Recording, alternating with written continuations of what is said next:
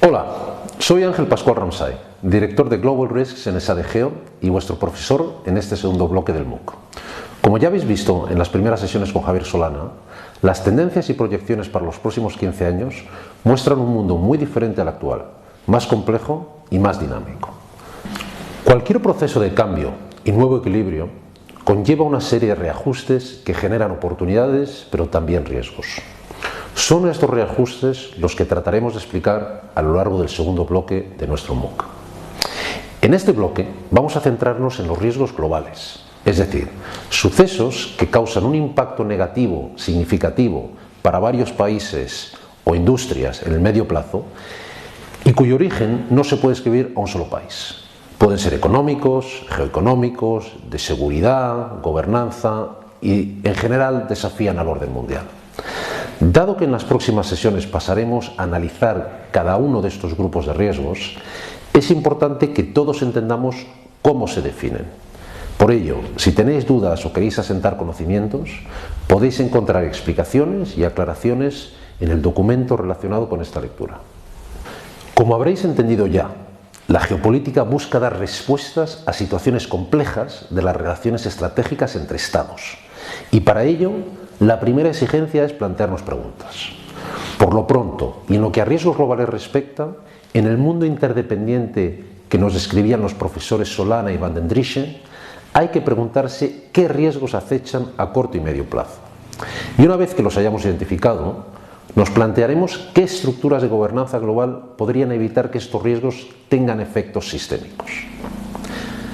Veréis a lo largo de este bloque que la geoeconomía y la gobernanza global son temas muy amplios.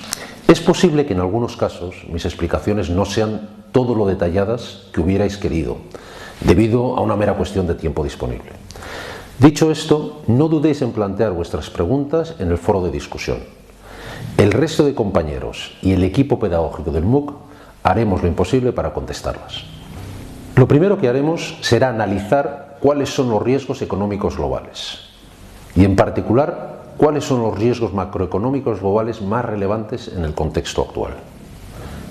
Para ello es necesario entender cuál es el escenario macroeconómico en el que nos encontramos en la actualidad.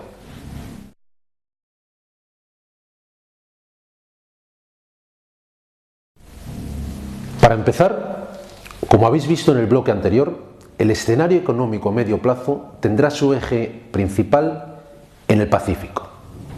Aunque Estados Unidos y la Unión Europea seguirán siendo los dos grandes bloques económicos, tras casi 2 siglos de dominio económico occidental, el centro de gravedad económico girará hacia Oriente. China, India y la región de Asia-Pacífico, en general, incrementarán sustancialmente su contribución a la economía global. Y lo hará a una velocidad sin precedentes en la historia económica mundial. Sin embargo, por irónico que parezca, en paralelo a este nuevo esquema en el que todo parece girar en torno a China, nos encontramos con que el gigante asiático presenta síntomas de desaceleración de su crecimiento. Con la excepción de los años 89 y 90, el PIB chino ha estado siempre por encima del 7% en los últimos 34 años. Esto es un dato realmente increíble en términos históricos. Pero se avecinan problemas para Beijing, que debe afrontar algunos retos de medio plazo que ponen en duda la sostenibilidad de su modelo de crecimiento. Veámoslos. El primero es la realidad de que la población está viviendo un rápido envejecimiento como consecuencia de la política de hijo único que ha tenido el gigante asiático durante décadas. Segundo, el coste de la mano de obra se está encareciendo, como no podía ser de otra manera, según el país va escalando en la escala de valor. Tercero, las ganancias fáciles de productividad y eficiencia que venían cuando era un país menos desarrollado con respecto a Occidente son cada vez más difíciles. Cuarto, el país está cometiendo un cambio en su modelo de crecimiento, pasando de una economía basada en la inversión y la exportación a un modelo donde prima más el consumo interno. Esto es positivo, porque es lo que China debe hacer. Sin embargo, va a conllevar unos riesgos de inestabilidad que el gobierno chino va a tener que gestionar de manera muy cautelosa. Quinto, los excesos y desequilibrios generados por un ciclo de crecimiento tan intenso y prolongado son cada vez más acuciantes, lo que se refleja especialmente en las burbujas de crédito e inmobiliarias que acechan al país. Sexto, los niveles de contaminación en China son dramáticos, lo que hace el crecimiento intensivo a base del consumo de energías fósiles cada vez más complicado. Y séptimo, la lucha contra la corrupción en China, uno de los grandes temas sociales del país, está lejos de cumplir con sus objetivos y las demandas de buen gobierno por parte de la ciudadanía son cada vez mayores. Este es un tema que bien podría llevar a inestabilidad social. Estos riesgos ya se están materializando en datos bastante preocupantes. La deuda local sigue creciendo hasta situarse en torno a un 40% del PIB. Hay un riesgo evidente de que estalle su mercado inmobiliario, como se vio ya en los primeros 9 meses de 2014, en que las ventas cayeron casi un 11%. Y el desempleo está creciendo de forma constante. En el último año, según las cifras oficiales, se situó en el 5,1%, pero en el caso de China, las cifras oficiales no siempre son las más fidedignas, especialmente las negativas. En definitiva, habrá que estar muy atento al futuro económico de China, especialmente en un momento en el que la creciente interdependencia facilita el contagio entre economías de cualquier problema serio. Un aterrizaje brusco del que ha sido el principal motor de crecimiento de la economía mundial durante las 2 últimas décadas se dejará sentir en todo el globo sin ninguna duda.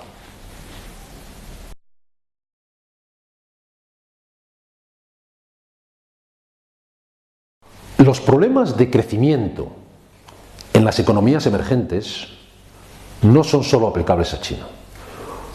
Muchas de ellas presentan perspectivas de ralentización. La razón es que los factores que han estado detrás del crecimiento reciente en países como Turquía, Indonesia, Brasil o Rusia son cada vez menos sólidos.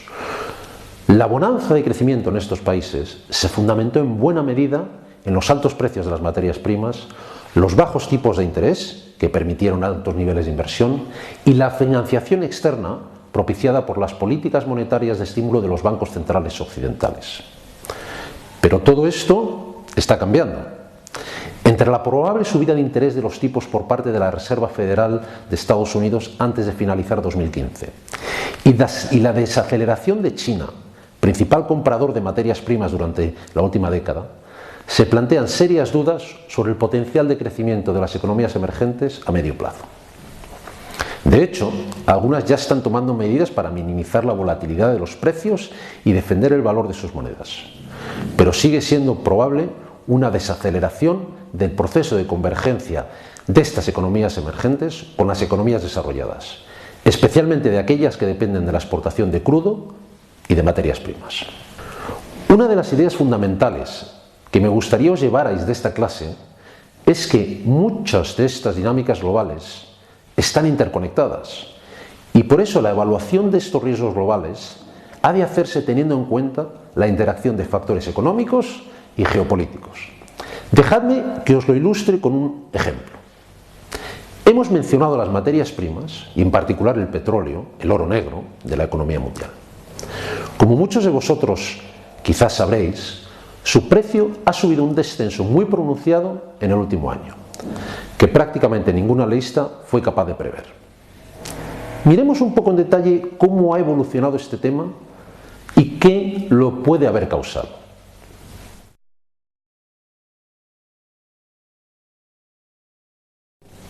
Empecemos con un dato. A principios de 2014, el precio de un barril de Brent, que es la medida estándar para fijar el precio del petróleo, se situaba en torno a los $105. Sin embargo, a final de año se situó por debajo de los 60, lo que supone un 40% de caída. ¿Cómo se puede explicar una bajada tan brusca? Bueno, como en cualquier bien, el crecimiento de la oferta y la reducción de la demanda implica una bajada en el precio. Y así fue en este caso. Creció la oferta y cayó la demanda, desplomando el precio del barril de Brent. ¿Pero qué ocurrió? Bien, Principalmente se debió a tres factores. Por el lado de la oferta, estamos viendo un aumento de la producción no convencional de gas y petróleo de esquisto, especialmente en Estados Unidos. Esta revolución de lo que se llama en inglés fracking está generando un seísmo en el mercado energético mundial.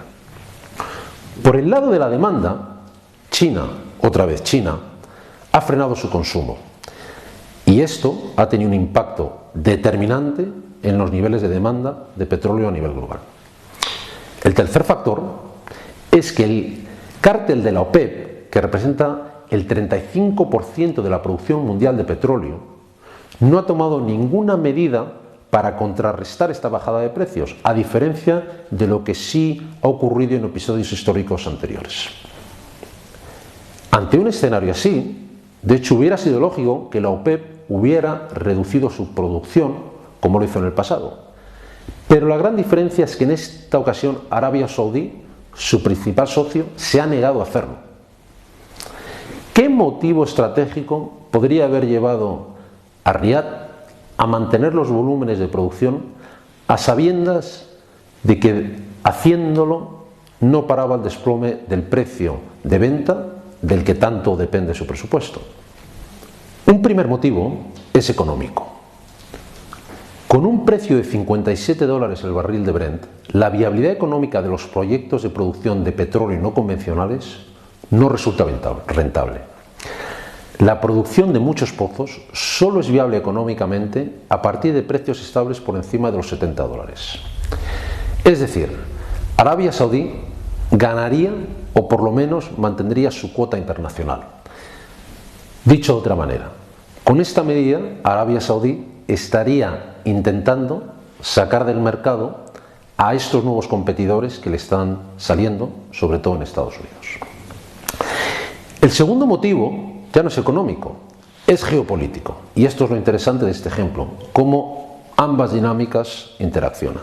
Arabia Saudí busca mantener su influencia en Oriente Medio, en un momento, como todos sabéis, de gran inestabilidad, en el que la confrontación entre chiitas y sunitas es clave para entender la dinámica de la zona.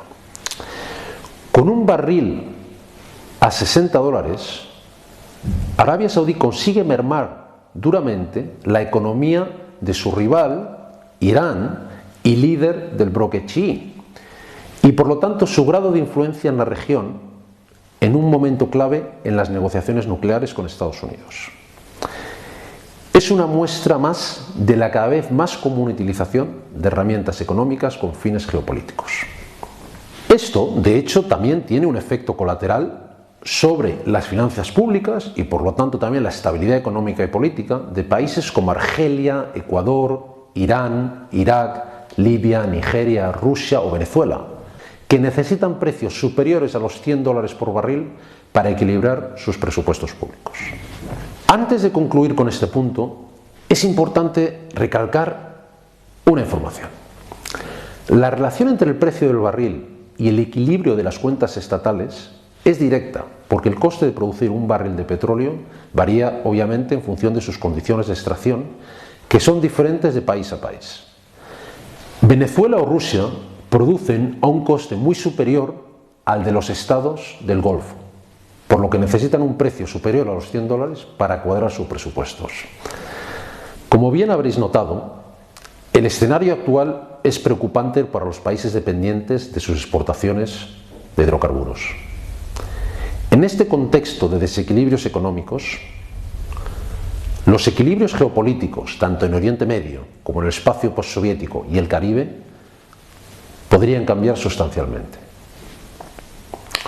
Por recapitular, la desaceleración en las economías emergentes, que han sido el motor del crecimiento global en la última década, el cambio en los factores que ha permitido este crecimiento, las dudas sobre China y el impacto de la caída del petróleo son algunos de los principales riesgos económicos globales del momento. Pero no son los únicos. Desde la continua crisis de la zona euro y el riesgo de salida de Grecia, y ahora también incluso en el Reino Unido de la Unión Europea en 2017. hasta la temida deflación, pasando por el preocupante desempleo estructural y empleo precario que afecta a muchas economías occidentales, son muchos los riesgos de carácter económico a los que se enfrenta el mundo en la actualidad. Seguimos en la próxima sesión.